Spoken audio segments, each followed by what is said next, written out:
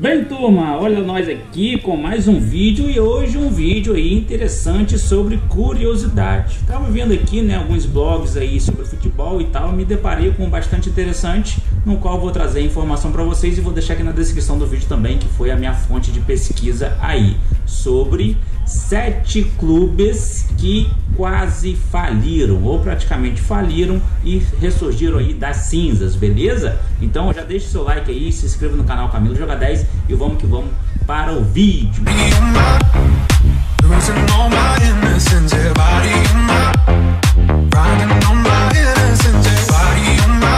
Bem, eu poderia fazer isso, né, somente aí consultando os times do Brasil para saber quais times brasileiros quase já faliram, mas sinceramente tem diversos. Sério, aqui no Brasil até a década aí de meados de década de 2000, 2005, 2006, tinham vários times que deviam aí 300, 400 milhões. Isso porque a dívida com o INSS, né, era grande parte aí das dívidas dos clubes e os clubes faziam propositalmente em dever.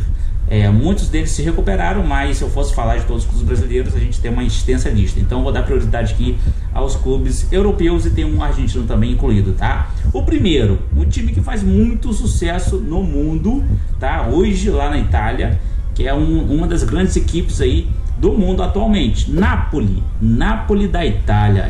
Napoli já praticamente faliu, ressurgiu das cinzas, inclusive mudou o nome, sabia dessa? Vou contar essa breve história do Napoli. Olha só, no começo dos anos 2000, o time do Napoli tinha uma dívida de mais de 70 milhões de euros, coisa entre 274 milhões de reais. Você pode pensar, pô, 274 milhões de reais, pensar só, porque tem muito time brasileiro aí que até pouco tempo atrás devia muito mais que isso e não faliu, não é verdade?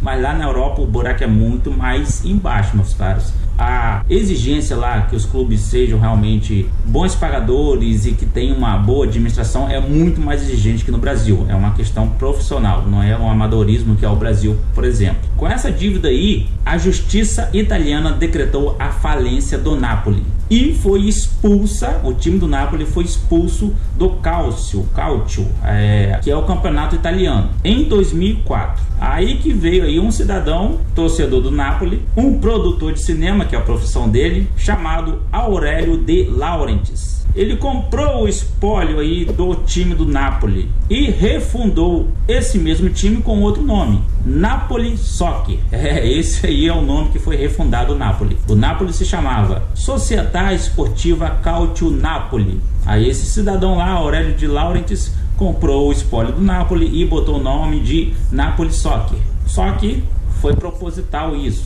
Logo depois, anos seguintes, o nome voltou a ser o tradicional. E o Napoli teve aí que recomeçar da série C1, que é a última série, como se fosse a série D do Campeonato Brasileiro. Lá de baixo, é a última do futebol profissional italiano. E, como estamos no ano de 2019, sabemos a história, né? Napoli conseguiu subir todas as divisões e hoje é um dos grandes times italianos. Vou falar agora de outro clube italiano que praticamente faliu, fechou as portas, mas renasceu. Esse time se chama Fiorentina. Fiorentina, aquele mesmo time aí que joga de roxo. É um time bastante tradicional também na Itália. E a história da Fiorentina é o seguinte: foi o primeiro clube italiano a disputar uma Champions League. Isso aconteceu em 1957. No início da década passada, muito próximo aí a quando o Napoli estava quase fechando as portas também, em 2002, o clube passou por uma intervenção. Isso porque devia aí mais de 50 milhões de dólares, aproximadamente hoje 157 milhões de reais. E a incapacidade de arcar com os salários dos seus jogadores, dos profissionais que atuavam aí na Fiorentina. O time foi refundado anos depois pelas mãos do empresário Diego Della Valle. Mesmíssima coisa que aconteceu no Napoli, precisou disputar a série C2, divisão inferior aí do campeonato italiano. Muito parecido aí com o Napoli, né? Teve que disputar as divisões inferiores aí do campeonato italiano. Só que o Napoli disputou a C1. A C2 que a Fiorentina disputou é um campeonato amador, então o buraco foi muito mais embaixo. Só que teve uma questão aí meio chata, vamos dizer assim, né? Um tapetão. Quando a Fiorentina alcançou aí a 4ª divisão italiana, depois de disputar a amadora, né? Subiu, foi para a 4ª divisão italiana. Teve um tapetão aí que ela pulou da 4ª diretamente para a 2ª, não disputou a 3ª divisão. Isso te faz lembrar algum time? Mas enfim, Fiorentina hoje segue na Série A, na principal divisão aí do campeonato italiano, e é um time bastante tradicional, que tem muitos adeptos, muitos fãs, muitos torcedores. E vocês podem perceber uma referência também, já são 2 times italianos que nós falamos, e sempre tem uma alma bondosa aí para salvar esses times, né?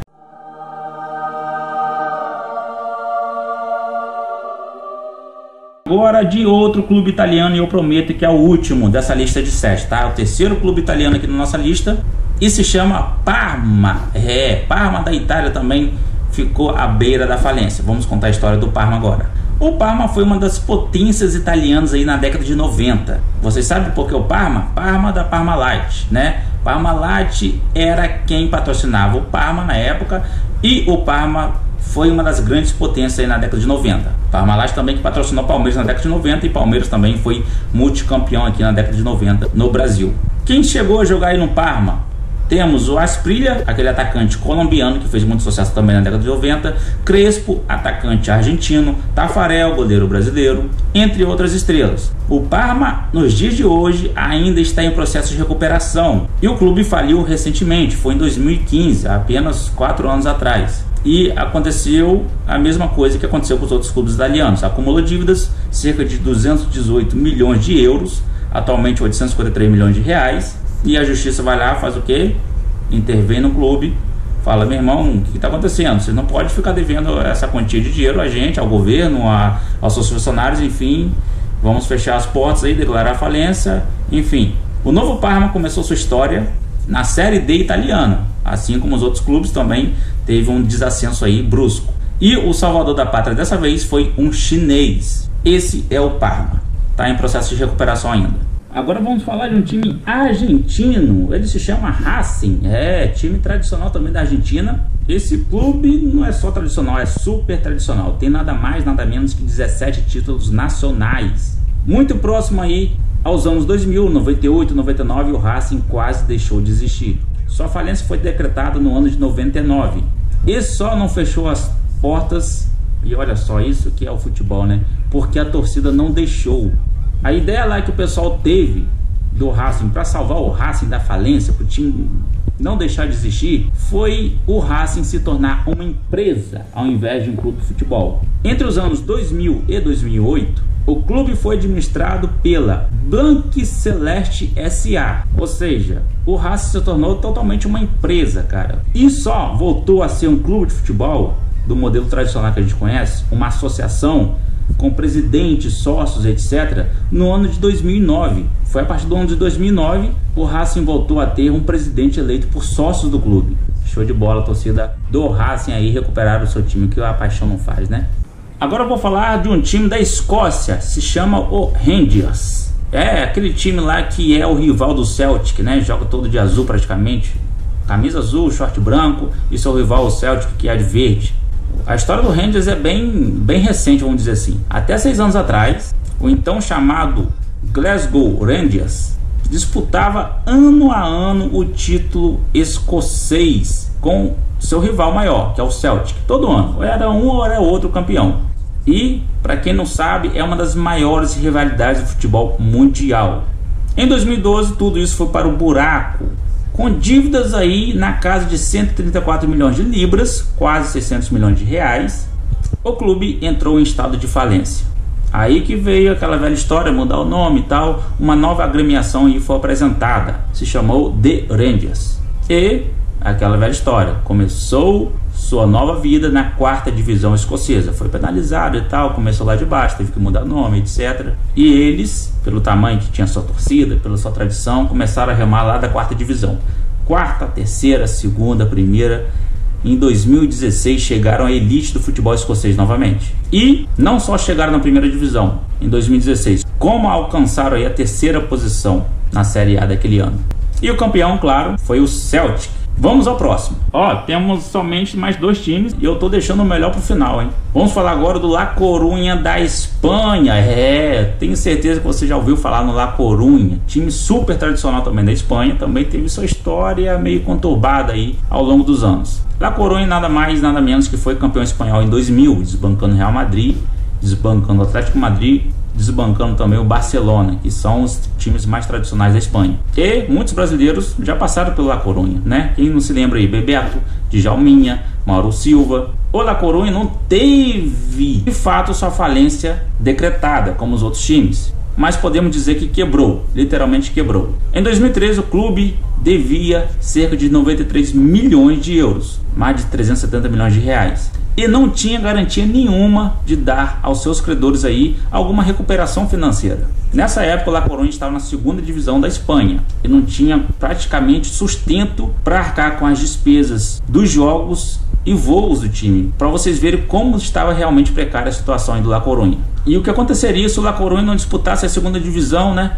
e decretasse falência de fato? Iria ser rebaixado para a Série D, ia ter que passar por um novo processo. Para vocês só entenderem, né, os outros times só não faliram de fato porque alguém, uma alma bondosa, o torcedor que seja, pegou e falou assim: calma aí, meu time não pode falir, cara. Um investidor disse que o time não pode falir, acreditou, mudou o nome e recuperou o time novamente. Só que o La Coruña estava vivenciando isso e até então não tinha aparecido ninguém com uma alma bondosa aí como os outros times, né? E o que aconteceu foi o seguinte: apenas 30 minutos antes do fim do prazo para a inscrição da temporada 2013/14 do La Coruña na competição, o La Coruña fez um acordo aí no último momento com seus credores, renegociou sua dívida e evitou a sua falência. E pelo que sabemos até agora, La Coruña tem se recuperado aí ano a ano até então. E agora o último time para a gente fechar essa lista de 7 times aí que praticamente faliram, times conhecidos, né? O Borussia Dortmund da Alemanha, isso aí é o mais tradicional, acho que dentre todos que a gente falou aqui. Borussia Dortmund, nossa, velho, passou por sufoco, hein? É um caso parecido aí com a La Coruña com relação à falência. Não teve sua falência decretada de fato, mas aqui quebrou. Foi por pouco. Entre 2002 e 2005, o Borussia só não faliu pelo seguinte: fez um saldão dos seus principais jogadores. Sim. O time tá falido, tá quebrado. O que o Borussia fez? Cara, a gente tem tal jogador, tal jogador, tal jogador. Vamos fazer uma promoção, um Black Friday aqui, velho. Vamos vender eles para tentar arrecadar algum dinheiro. Melhor ter dinheiro em caixa e começar com um time modesto do que ter medalhão e não poder pagar nada. Então, o Borussia fez um saldão de seus jogadores. Cortou os salários daqueles que ficaram no elenco em 20%. Ou seja, imagina lá o tal jogador ganhando 100 mil reais por mês. O Borussia foi lá, pegou todos os salários dos jogadores, tirou 20% de salário de todos eles. Já é uma economia bruta aí, né? E uma coisa aí que é bastante interessante e legal, cara: o Bayern de Munique, que é um dos principais rivais do Borussia Dortmund, emprestou dinheiro ao Borussia. Sabiam dessa? O Bayern de Munique emprestou dinheiro ao Borussia para pagar as contas mais urgentes. E olha que legal, depois dessa tempestade aí veio a bonança, né? O Borussia Dortmund conquistou o título alemão de 2011 e 2012 e foi vice-campeão europeu da Champions League, no caso, em 2013. Então é isso aí, pessoal. Se gostaram desse vídeo de curiosidade sobre futebol e queira que eu faça mais, coloque nos comentários aqui, beleza? Vamos tentar trazer mais conteúdo desse para vocês, mas vocês têm que me dar o feedback. Deixa o like, se inscreva e fazer um agradecimento especial aí ao blog do Rafael Reis, tá? Vou deixar o link aqui também na descrição do vídeo, porque foi da onde aí eu tirei a fonte desse conteúdo, desse vídeo. Um abraço, valeu e fui!